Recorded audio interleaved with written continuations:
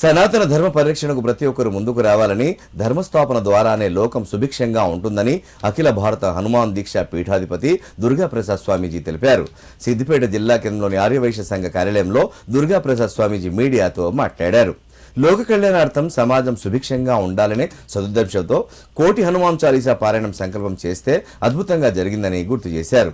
అలాగే ఈ సంవత్సరం కూడా కోటి హనుమాన్ చాలీసా పారాయణం చేపట్టనున్నట్లు తెలిపారు. అంతేకాకుండా విజయవాడలో హనుమాన్ దేవాలయ పునః ప్రతిష్ఠ జరుగుతుందని, హనుమాన్ జయంతిలోపు ఈ ప్రతిష్ఠా కార్యక్రమం నిర్వహిస్తామని తెలిపారు.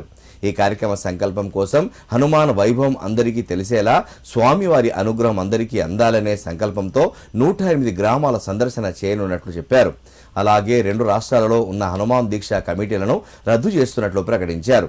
అప్పటి వరకు సిద్దిపేట పట్టణానికి చెందిన నేతి కైలాసం, గ్యాదరి పరమేశ్వర్లు కార్యక్రమ బాధ్యతలు చూసుకుంటారని తెలిపారు.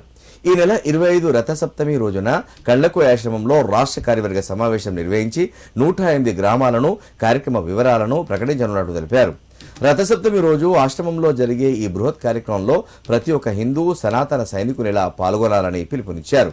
ఈ కార్యక్రమంలో అర్చకులు రామకృష్ణ, హనుమాన్ దీక్షా కమిటీ నాయకులు కైలాసం, పరమేశ్వర్, రమేష్, శ్రీనివాస్ పలువురు పాల్గొన్నారు.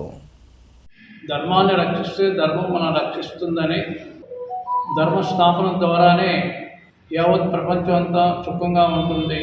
ఆ ధర్మస్థాపనలో భాగంగా భవిష్యత్ బ్రహ్మనే నమః, రాబోయేటువంటి యుగంలో హనుమంతుడు భవిష్యత్ బ్రహ్మ కాబోతున్నాడు అని, రామదూతాయ నమః, రామదూత అంటేనే కాదు ప్రతి మానవుడికి నేను అందుబాటులో ఉంటాను అని అంటాడు స్వామి హనుమ.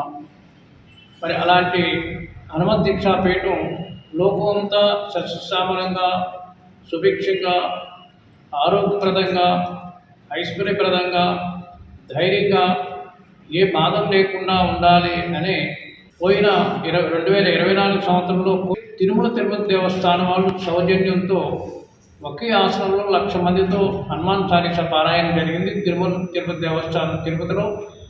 అదే మాదిరిగా ఈ సంవత్సరం కూడా కోటి హనుమాన్ చాలీసా పారాయణం ప్రతి ఇంటింటా ప్రతి వ్యక్తి పారాయణలో పాల్గొనవలసిందిగా, తద్వారా గ్రామ సందర్శన ద్వారా ప్రజలందరూ కూడా ఏకతః అందరూ సమానమే, మనందరూ ఒకటే, మనందరూ కూడా భారతీయులు, మనంతా హిందువులు, సనాతన ధర్మానికి ప్రతినిధులు అనే ఒక ఆలోచన కలిగించడం కోసం ఈ గ్రామ సందర్శన అనే కార్యక్రమం ఏర్పాటు చేయడం జరిగింది.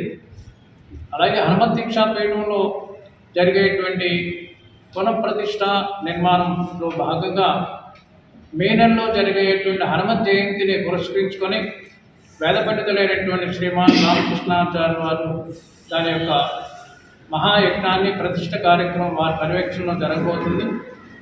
మరి దానికి సంబంధించినటువంటి 2 రాష్ట్రాలకు సంబంధించి కమిటీలన్నీ కూడా రద్దు చేశాం.